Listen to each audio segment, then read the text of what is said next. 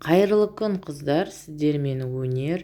Мен бүгін сіздерге өте дәмді, ауызда еритін жұмсақ меренгадан жасалған рулеттің рецептісін ұсынатын боламын.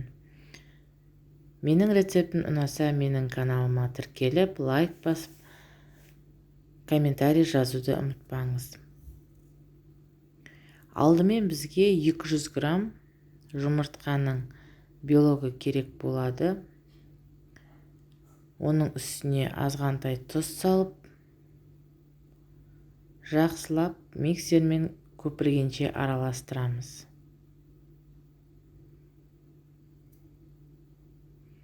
Тұзды азғантай шым-шым салсаңыз жетеді. Жақсылап миксерлейміз және үстіне қантымызды бір қасықтан салып миксерлеп тұрамыз. Қанттың барлығын бірден салып жіберуге болмайды. Біртіндеп салатын боламыз.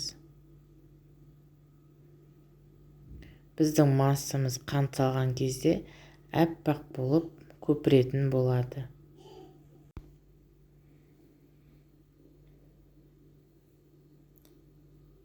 Міне бізде қоюланған ақ масса шығып келе жатыр.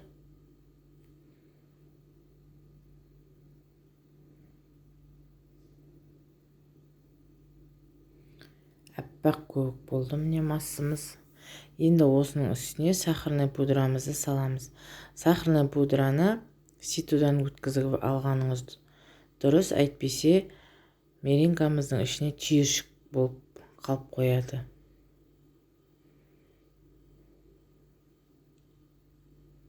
Сахарный пудраны бөліп саламыз. Міне менде осындай масса пайда болды. Ыдысымыздың ішінен төгілмейтіндей болу керек. Енді табамызға пергамент қағазымызды төсеп, меренгамызды табаға жайып шығамыз.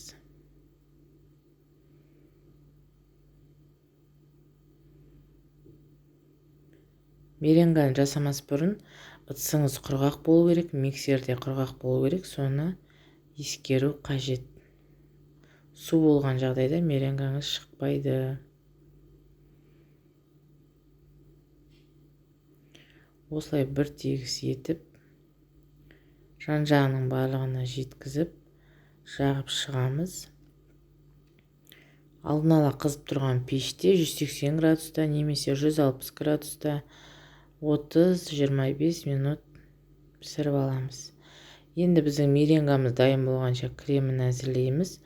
Ол үшін бізге 250 грамм сливки және 20 грамм сахарная пудра керек болады. Сахарная пудраны көптеу қоссаңыз да болады. Мен меренга тәтті болғандықтан тек қана 20 грамм сахарная пудра қостым. Осылай екеуін әбден қоюланғанша араластырып аламыз. Бізде қою крем шығады.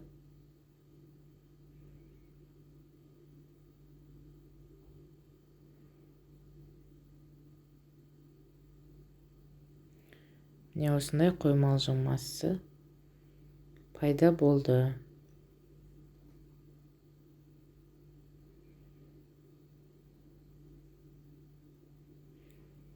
Осы массадан кішкене салып алып қаламыз. Артынан меренгінің бетіне крем жағуға 1-2 қасық салып алсақ жетеді.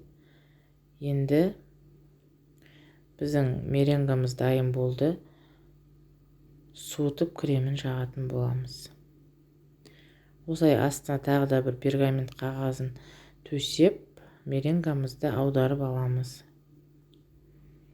Бетіне креміміздің барлығын құйып, жақсы етіп жағып шығамыз.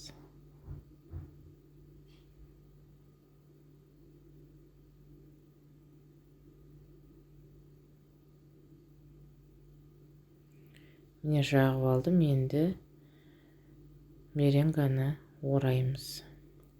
Кішкене қаттылап ораған дұрыс екен, мен алғаш рет жасағандықтан арасы кішкене бос болып кетті, бірақ тығыз қылып ораған дұрыс. өте сынғыш болады, өте нәзік, жұмсақ.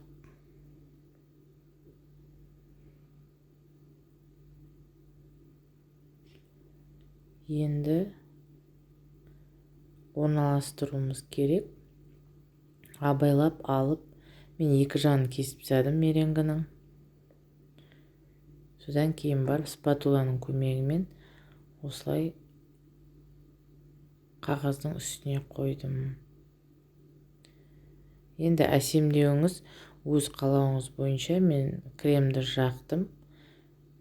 Кремді жаққаннан кейін үйде клубника бар болатын. Сол клубниканы кесіп үстіне орналастырып шықтым.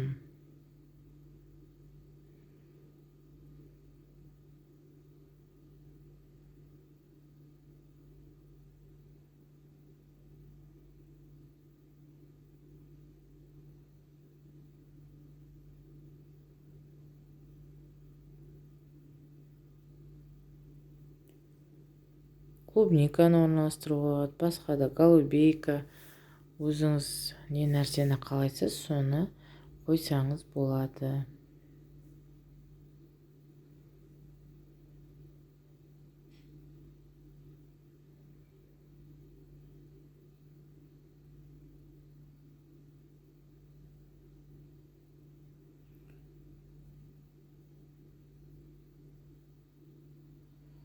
Міне, менде осындай меренгі шықты.